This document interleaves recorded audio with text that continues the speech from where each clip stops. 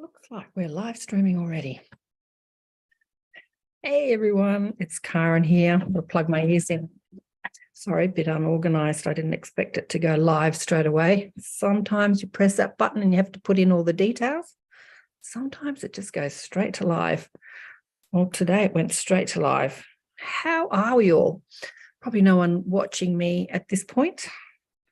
And let's hope a couple of you join me because we're doing a live Q&A, deliberate creation Q&A today, and I'd love your participation. Life has been busy. So we've cancelled a couple of these classes. But today we are on. Let me see what's happening on Restream. Yeah, I can't figure that out just yet.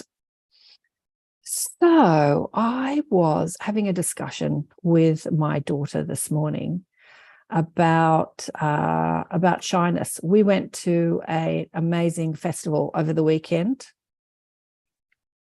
that was called Ocean Lovers Festival, and actually it ran for over a week, but for the weekdays they only invited schools and school children to come and see the exhibits and talk about the science and listen to speakers. And then on the weekend they opened it to the public, for the public to come in to speak about all sorts of things. And down under in Australia, there's an iconic filmmaker called Valerie.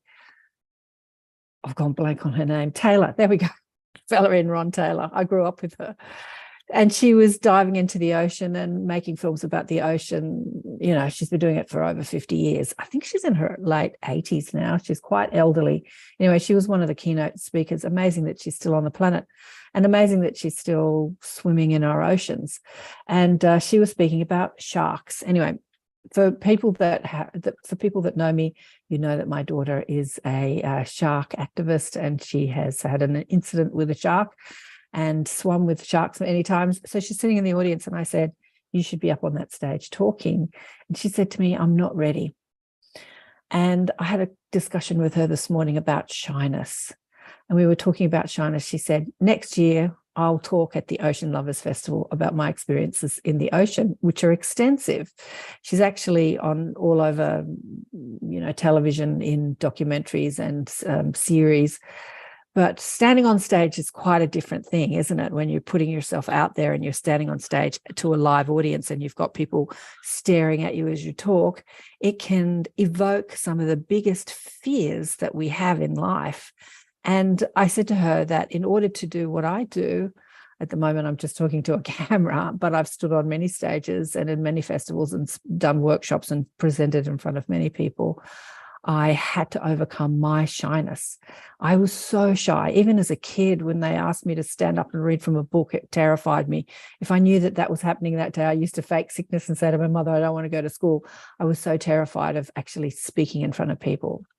And I was telling her that the way I got over my shyness is I thought about, there's a few things that happened, but I thought about why I was shy. And really, shyness is the story of me, isn't it? It's about what do you think of me? Gee, I hope I've got my recording on. Yeah, I have. Just checked to make sure my microphone was on, that I wasn't yakking to you. You couldn't hear anything I said. So shyness is really about the story of me.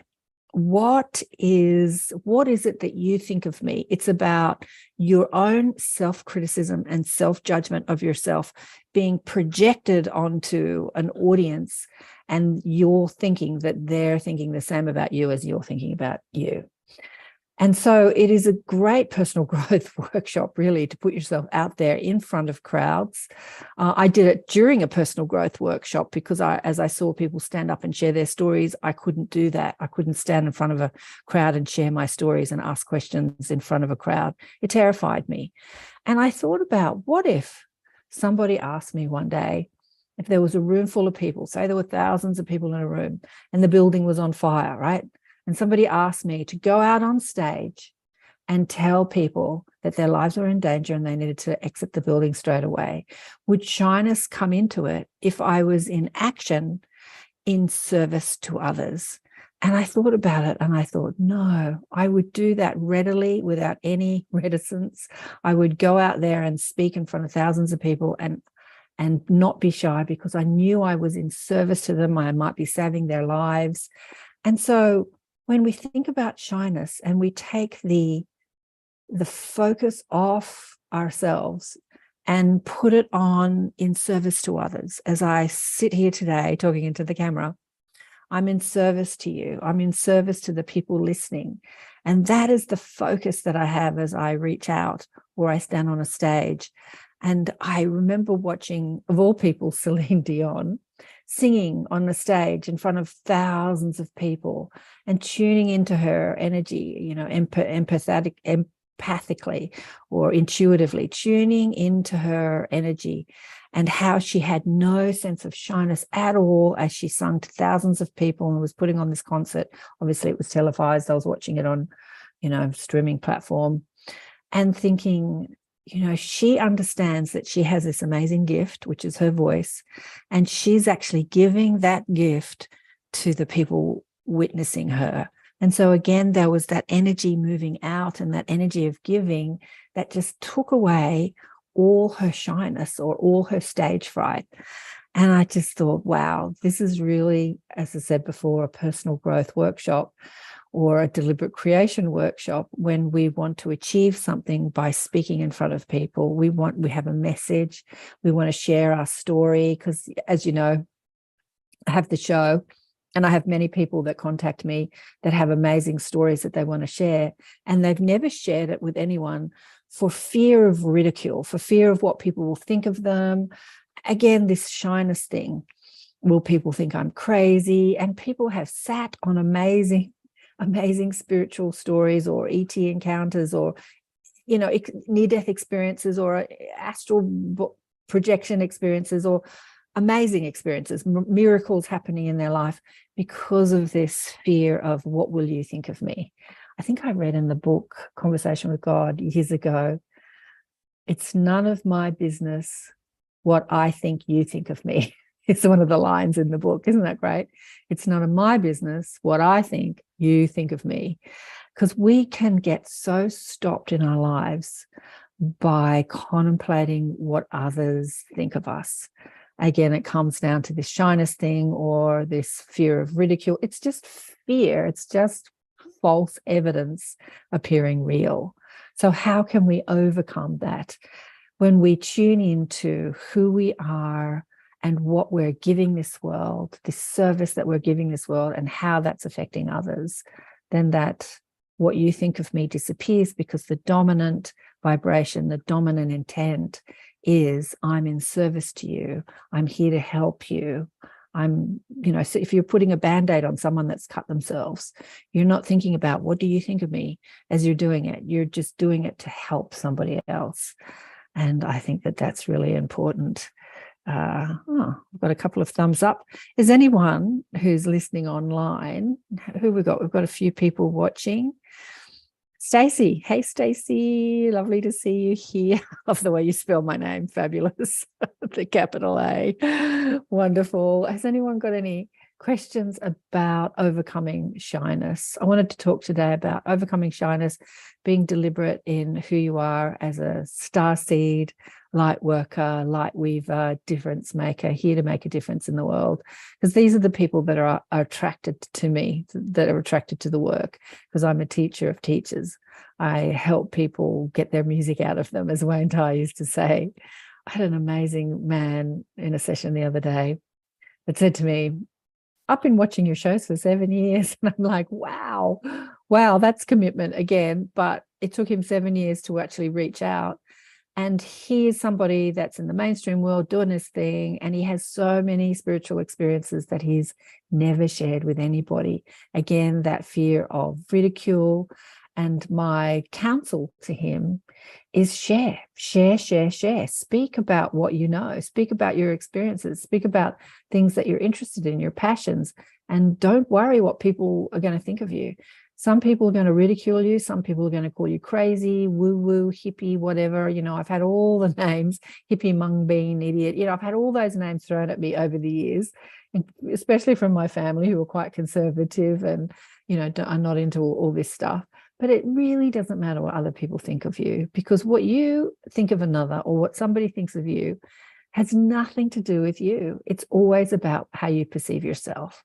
So when you're standing on the stage, worrying about being criticized and having that shyness. Hi, Diane. Hi, thanks for joining. It's always what you think of you. So this is something I discovered during a personal growth course. I was doing a personal growth course, oh gosh, how old was I? Early 30s. And there was a woman that was standing up talking about her husband. She had a South African accent, and at the time I didn't like South African accents. And then, of course, what you don't like, you attract to you.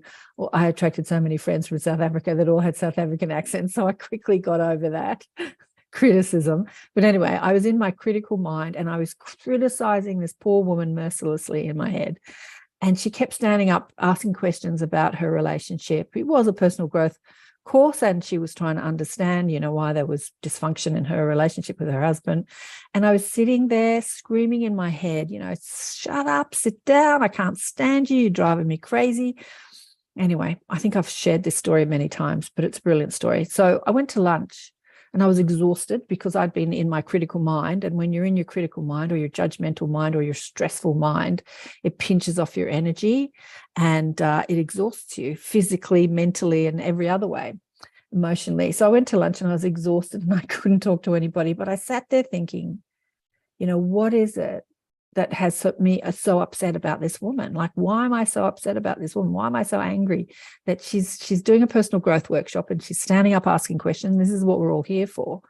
And as I examined my thoughts and examined my upset, I realized that what I was upset about was, or what I was worried about was, that if I stood up and spoke and shared of myself, it was quite a crowd, maybe about 100 people, 80 people, whatever. If I shared of myself and somebody would mercilessly criticize me as much as I was criticizing her, that's what stopped me sharing. And I realized I didn't share over that weekend, but I realized I have to stand up and share of myself openly, honestly, in front of a crowd of people. So the course that I was doing, after you'd done the weekend workshop and then you'd done the follow-up 10 weeks, they had a big sort of recruitment, and they asked you to bring people along, and thousands of people came along to this recruitment. It was a big recruitment night. And so it was a much bigger crowd than the course itself.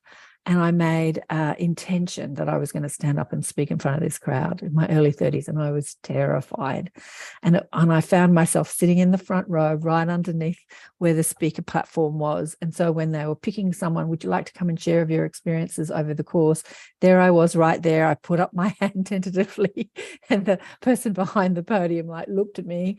People in the front row, it's easy to get them up on stage. And there I was standing in front of thousands of people, sharing of my experience doing this personal growth course. And again, it was terrifying, but I had to get over that fear. And then later in my life, I met a person who took me to a group, and the facilitator of the group was leaving. And the facilitator was somebody that would do a guided meditation at the beginning. They would introduce the speaker. They would welcome everyone in the room. It was only a small group of 10, 20, 30 people that would turn up. But each week they would stand in front of a small crowd, put themselves in front of a small crowd. And I figured if I was going to get over this shyness thing, I better start practicing it. So I put my hand up to facilitate this group. And as they say, the rest is history. But coming back to, why are you doing it? You're doing it because you're in service to others. It really has nothing to do with spending time worrying about what other people are thinking of you. Is really wasted energy.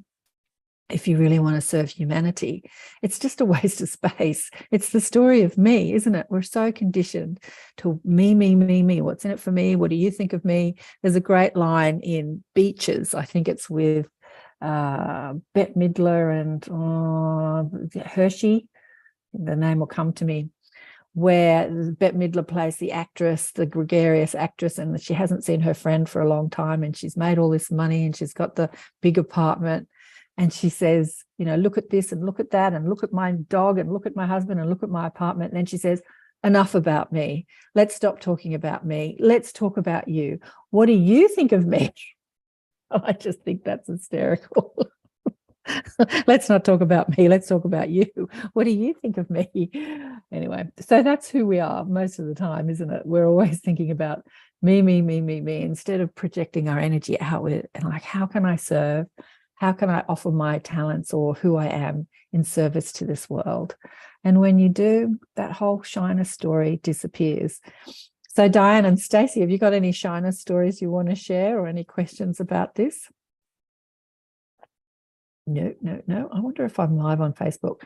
I haven't got it together again. As I said, I was expecting to have a couple of minutes to go live, but as I pressed the button, it just went live automatically. It sort of does that sometimes. It tricks me.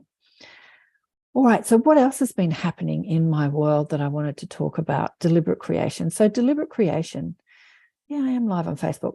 Deliberate creation is all about how we flow our energy, and how we flow our energy is all about how we think and feel. And when I was a young healer, stressing about who I was and how I was going to serve this world, I remember thinking I wanted to make a documentary that was going to change the world. We come up with these big ideas, but I had no money and I had no idea how to make a documentary. And I was stressing on the couch, thinking, what does this world need and how am I going to serve this world? And my guides kicked in and they said, oh, God, stop stressing. Just start writing something down, stop thinking about how you're going to raise millions of dollars to make a movie, and just start simply and write something down. Write about what you know, they said. And I said, well, I know about death because, death visited me at a very early age when my mother died. And then she came to me in dreams and told me she didn't die. And all my best friends, well, not all of them, many of my best friends from childhood died when they were younger and came to tell me that they didn't die. So I knew about death. So death was a conversation that I've been having most of my life. And as you know, I've put many people on the show who have had near-death experiences.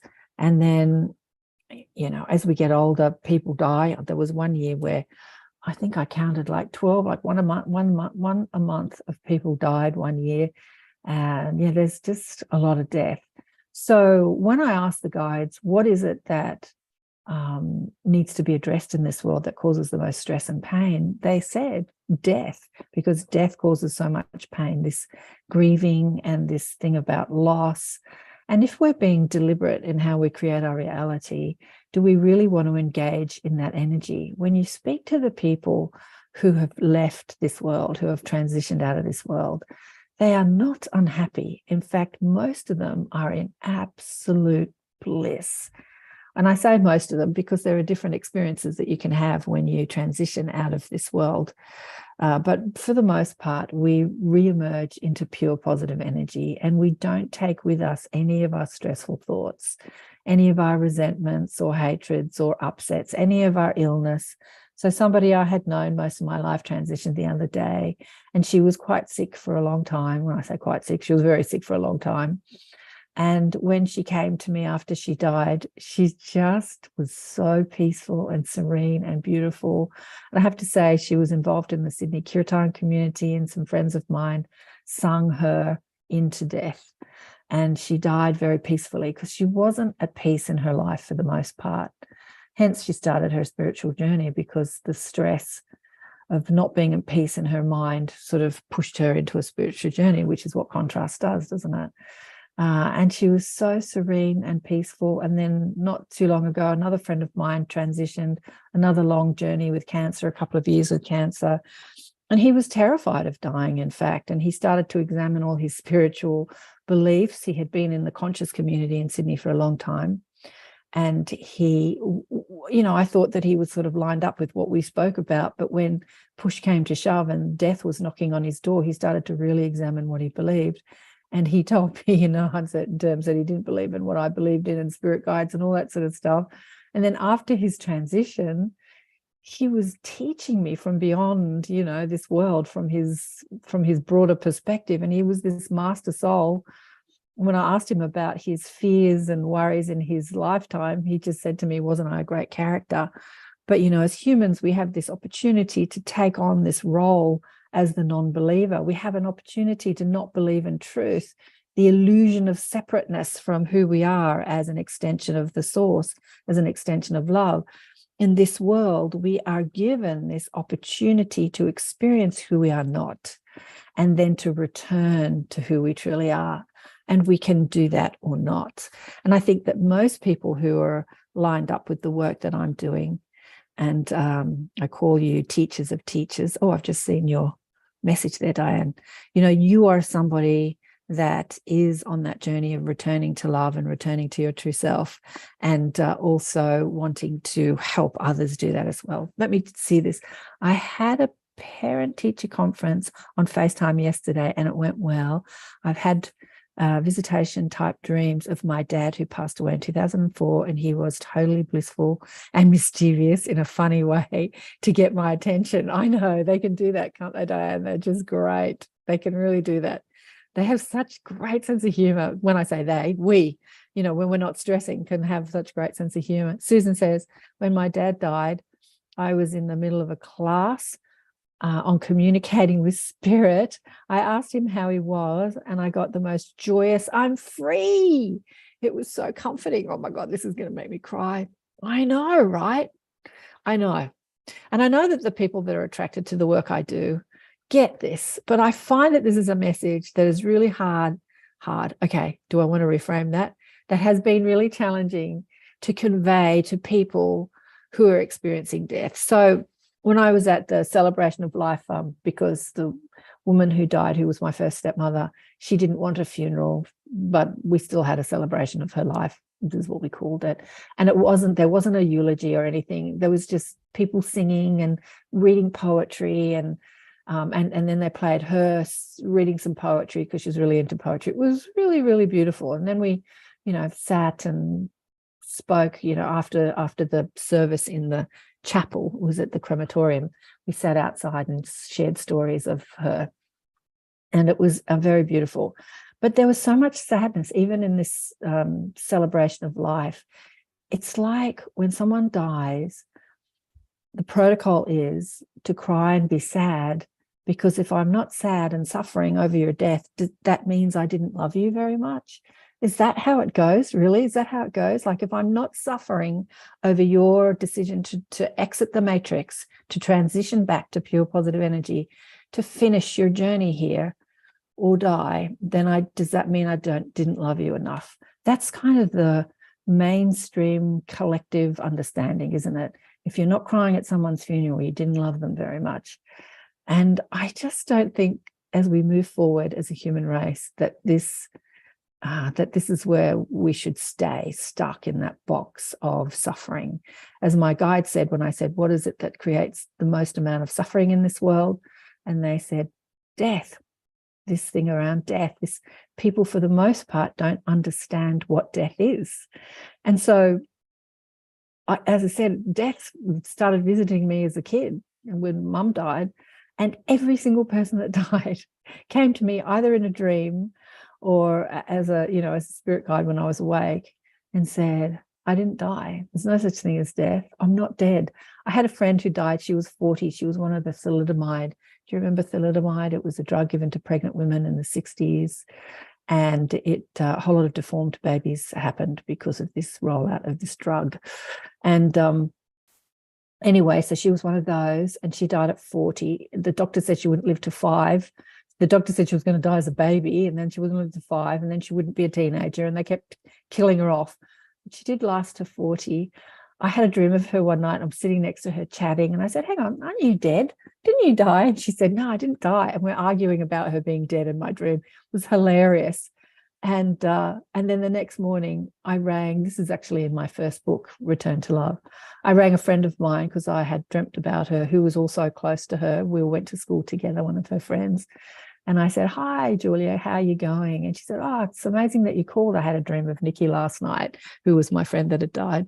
And I said, really? Having just had the dream too. And I said, what did she say to you in the dream? She said, she told me she didn't die. So she was doing the rounds, going around and telling people, we don't die, we don't die. So if we don't die, then why does humanity get so upset about it? It's not really logical, is it? I love that story, Susan. It was so comforting. I'm free, I'm free.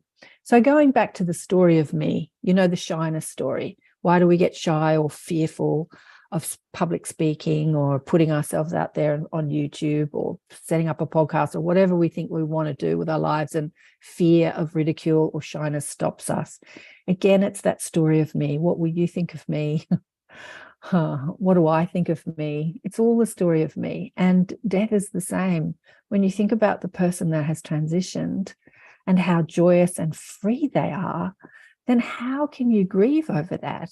You're only grieving for you. It's that story of me. But when you understand we are eternal and that you'll see them again, in fact, you can see them in your dreams that very night, if you're conscious enough to remember your dreams, or if you can set that up, even if you're not. So many friends that don't believe in this stuff tell me they dream about their dead loved ones and relatives and friends, but they don't sort of put any cred into that being a real experience.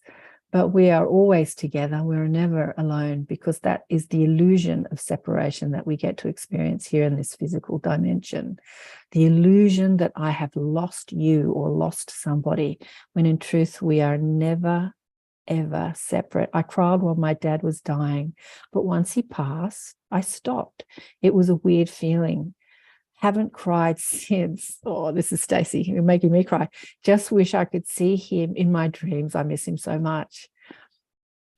Well, you can, Stacey, see him in your dreams. When you go to sleep at night, what happens? What happens with us is that what we're thinking about when we go to sleep is the consciousness that we will return to when we awaken in the morning. And so if you're stressing over something or worried, or you can't sleep, or you're watching a screen, or watching a movie, you'll come back into that same consciousness and level of vibration once you reemerge in the morning from your sleep experience. But if you put yourself into a meditative state, shift your vibrational stance before you sleep, and hold the intention to be with your loved ones in spirit, and make it easy. Don't make this complicated. And when you reemerge, you should have memory of it. If it doesn't happen straight away, try again. I remember I read a book about astral traveling. It was before Garnet Shawhauser. For many of you who know me, I rave about him. So he's someone whose spirit guide took him out of his body, and, he traverses the universe experiencing all sorts of things. And his mission here on earth is to write down what he experiences to awaken humanity. And he's got 5 books out. Well before him, I read another book called A Soul's Journey. And it was a similar thing, where this man was visited by a physical man after his brother had died. He was living in India during the war. It was a long time ago, Second World War. And this man in a turban had said to him, the man whose brother had died was English, and his brother had died in a plane crash in the war. And this turban man turned up physically at his door and said, "I'm going to take you to meet your brother." And he said, no, my brother just died. He was holding the telegram. And he said, "I will return tonight and take you to meet your brother." So he returned to him during the night in his astral form, and he took him to meet his brother in spirit. And he saw his brother, and he asked him about his death and what happened. And then he asked him what he was doing now that he was dead. And the brother was having this lovely time. And so he was very happy that he had seen his brother, that the spirit guide who had turned up in a physical body had returned in an astral body and taken him to see his brother. And then the rest of the book is his journeys through different astral planes, mostly the Davic realms. And it fascinated me, this book. And so I had asked to have that experience over and over and over again, and it didn't happen for the longest time. And so I gave up. Like, I'm not going to remember my astral experiences when I wake up in the morning. I just tried so hard to do it. And this is for you, Stacey, trying to see your father. If you try really hard to do something, then the message you're giving the universe is, I don't have it. And that's the dominant vibration that you're offering as a deliberate creator. But if you want something and let go of needing it to happen, like you let go and you're not wanting it or you're not needing it to happen, and there's this sort of detachments, the Buddhists talk about the wisdom of detachment, then this is more likely to happen spontaneously, which is exactly what happened. One morning I woke up after the most amazing astral experience. I won't go into it now, But it was that letting go, like, this is never going to happen. I'm just going to forget about it and get on with my life. Letting go of that real need and want. And it's the same with communicating with spirit, either in your dreams or when you're awake. When you know you can do it, and we can all do it, we're all doing it all the time, in fact, and you let go of it being a big want or a need, then you're going to manifest it. It's like anything that we create in our life, either in while we're here or in other dimensions. When there is tension in it, it's like a pushback. You're not letting it happen because there's this pushback. But when you let go of the tension, then energy flows, and that energy is creating your world. What are you saying here, Susan? After having an angelic healing of shame, these days I sometimes need to be mindful of not oversharing.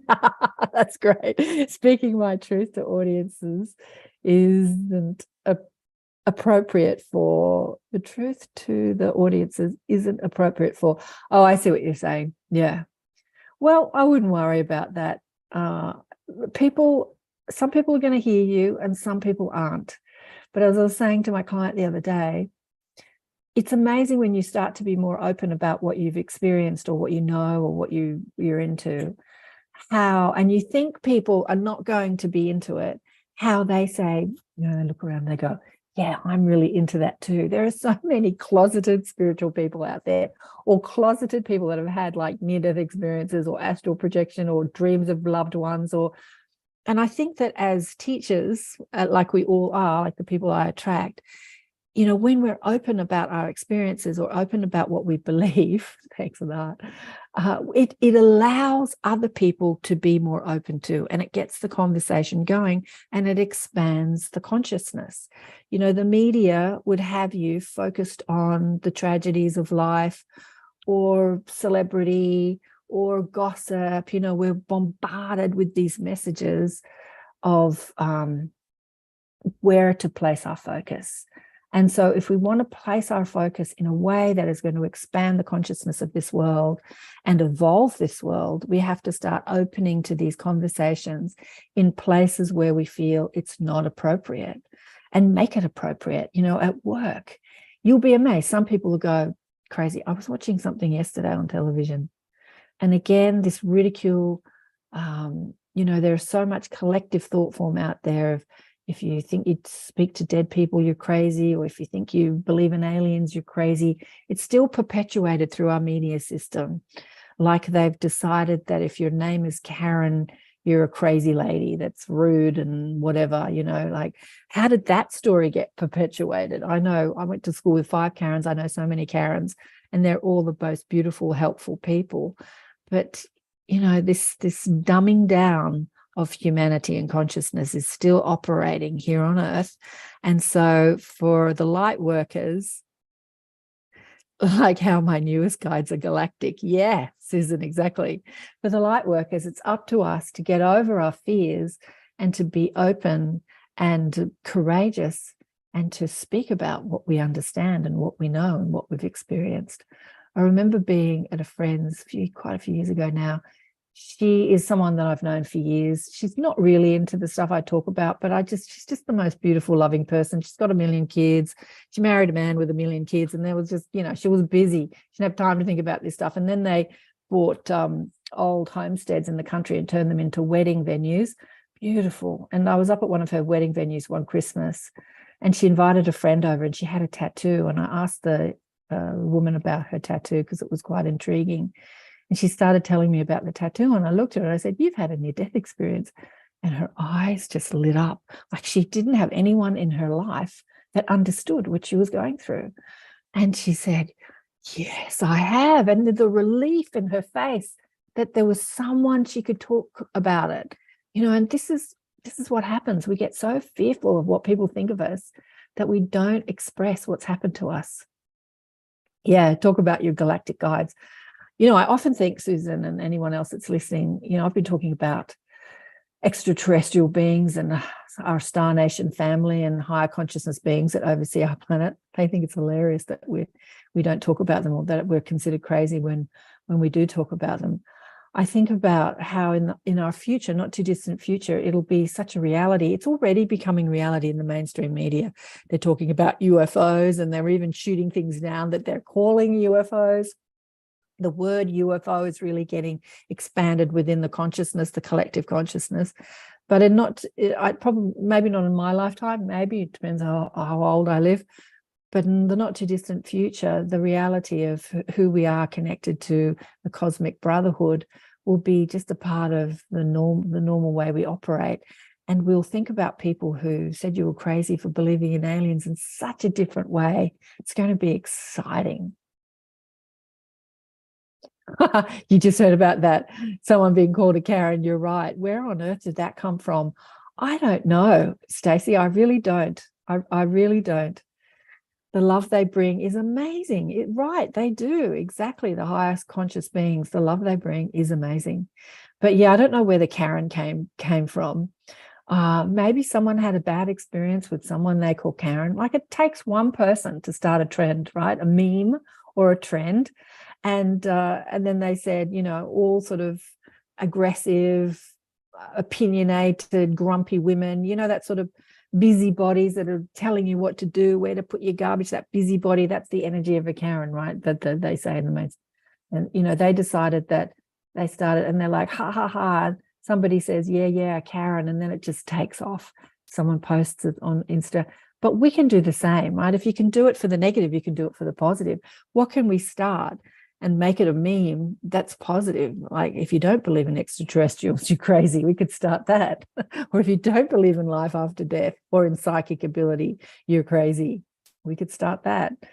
Yeah, the love they bring is amazing. It surely is. Does anyone who's listening, I see a couple of people watching, does anyone have any questions about how to be more deliberate in creating what you want? Because really what deliberate creation is always about is overcoming your fear.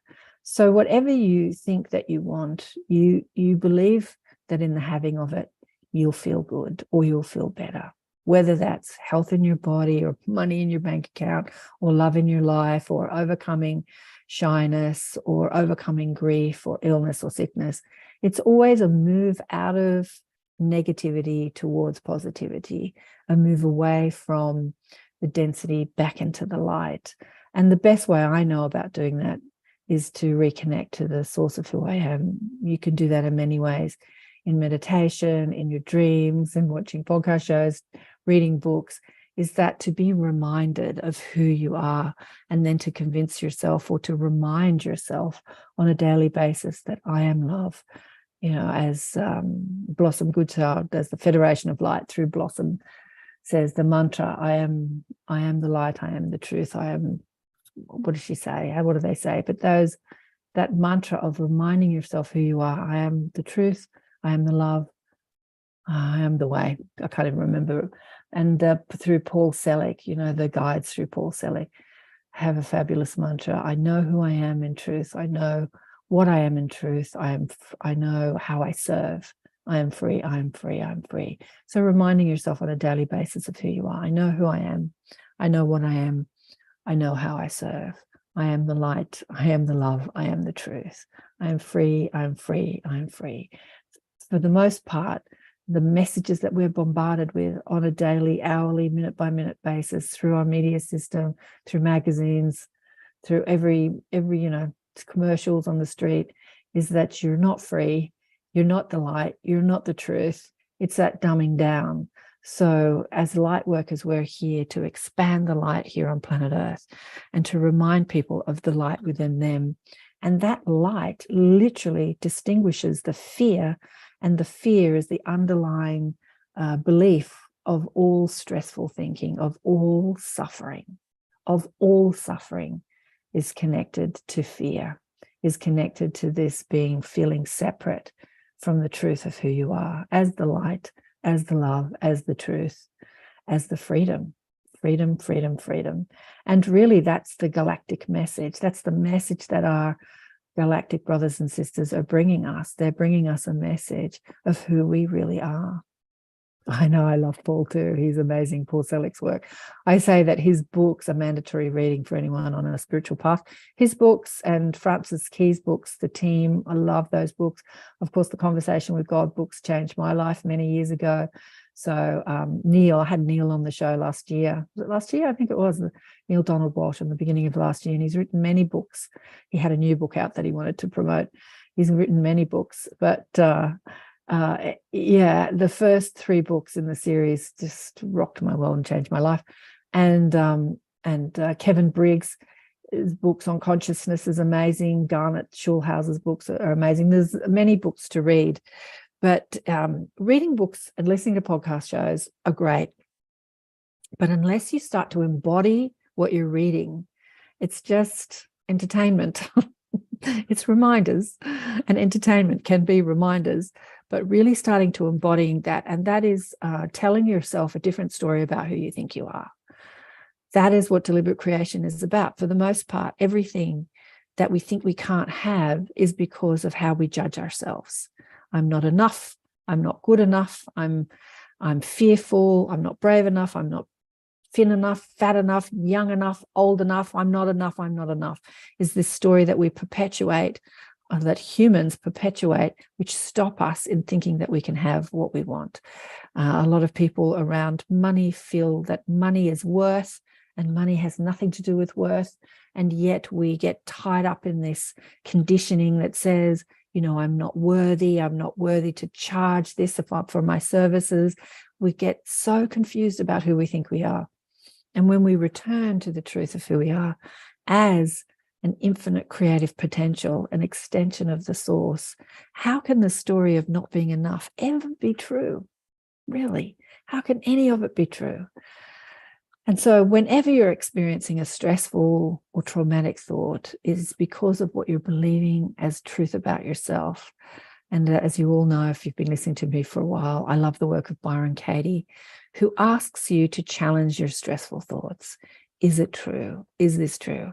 I was also having as you know, I'm talking about my daughter. She's staying with me at the moment, Kathy. Recently, I learned how to talk to myself through the heart instead of the mind, and I can see the magic happening. That's beautiful, Kathy.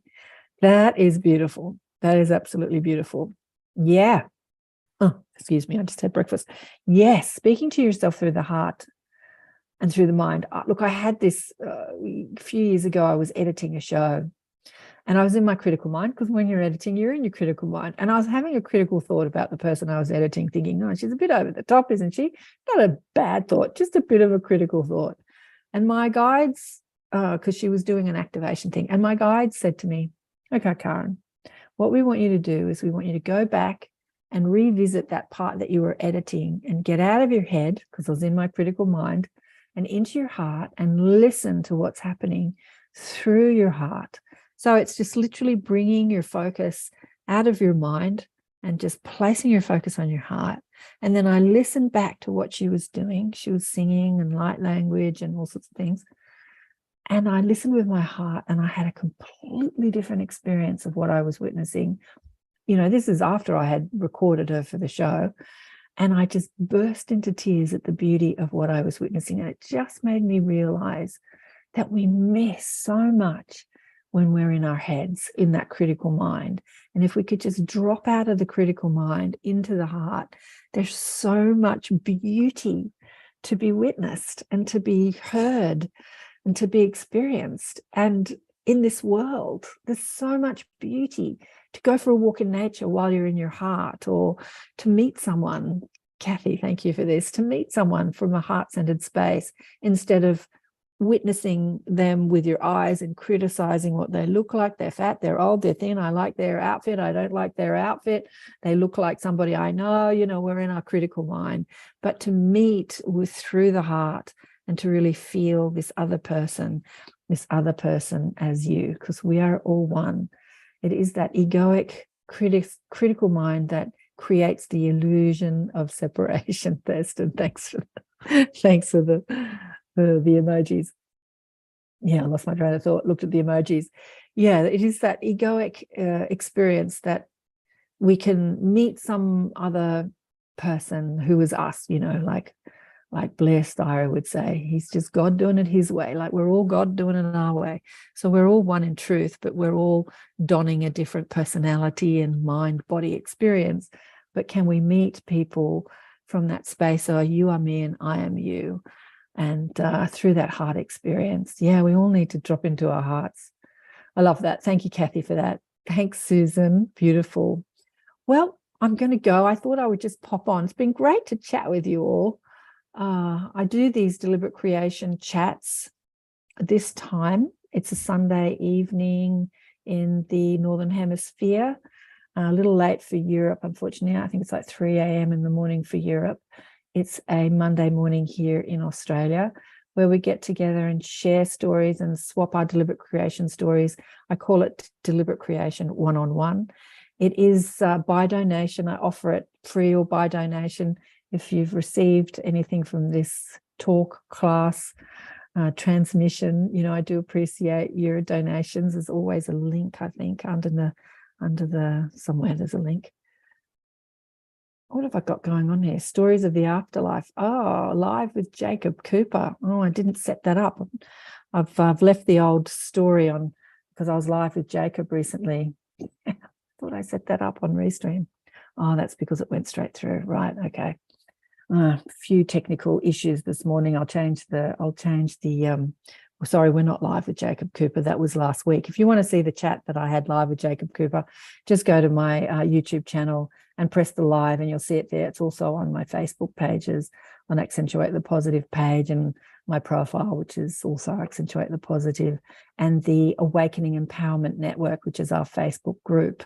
If you want to join our Facebook group, I just open it up. Look, I started the group years ago for people to share their awakening stories. And then a whole lot of podcasters got on and started posting all their podcasts. And I didn't stop them. I just went, let everybody post what they want. But I need to change this title. Sorry, it's not Live with Jacob Cooper. I did set it up on Restream, but it didn't happen. Sometimes that happens. Thanks, everyone, for joining me for today's talk. Thanks, Diane. Thanks, Susan, Thurston, Kathy, Stacey. It's been beautiful. Thank you, Stacey. It's been wonderful to be with you, and hopefully I'll see you all on Zoom one day soon. I'll do it again next week. If you want to pop on Zoom, just contact me and I'll give you the Zoom link. Sometimes I go live and most of the time I don't, so we can just share stories without being live on camera. And I'll catch you all next time. Big love to everyone. Bye for now. Got to figure out how to stop going live. Oh, here we go.